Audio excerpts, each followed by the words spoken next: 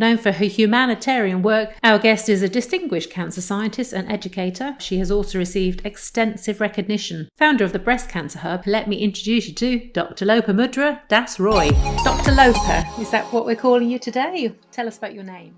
And that really affected me. And as I was growing up, cancer became a death sentence. In every second household, someone or the other was affected with cancer.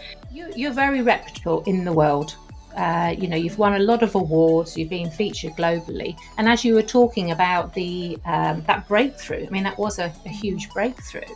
What has been the impact of that research for you globally? One of the professors, she passed away from breast cancer, but the family said brain cancer. No one wanted to discuss about breast cancer. They were saying, my daughters will not get married. So it was not only about the science, it was the myth, the taboo, the stigma that all revolved around the word breast cancer. We often think it's just women who have breast cancer, and men have breast cancer too, don't they? Yes. So, Yes. yeah, could you just explain a little bit about that? Because it may surprise some people.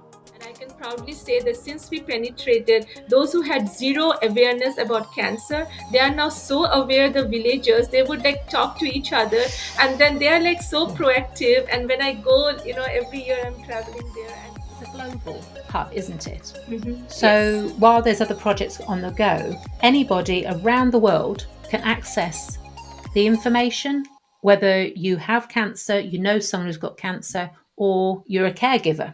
Because he was diagnosed with breast cancer and his friends were bullying him. So these are the instances, and that's why, and there's hardly any research also being done. So now my research focus at the grassroots is also on the male breast cancer scenario too, and other genders. Yes, from your point of view, it's about re-education and even educating scientists in your industry to say, Yes. yes, that was sound at the time, but we've got this little bit of data now. That's a seed being sown, and before you know it, you've got that bigger picture. One of the outreaches I was doing in 2019 in a very remote village in India, and over there after my session, one girl started to cry, and she was 18-year-old at that time, and she said, "Why didn't you come to my village last year? My mother just died." She did not know that a lump could be cancer, and because of shyness, she did not tell anyone. So Oh, you are humble and you're beautiful, but the world needs to know about you, and clearly they do. I mean, top 5 inspirational women in the world leading on breast cancer. like lock and key mechanism, when the breast cancer cells are traveling, is kind of coming and binding over there.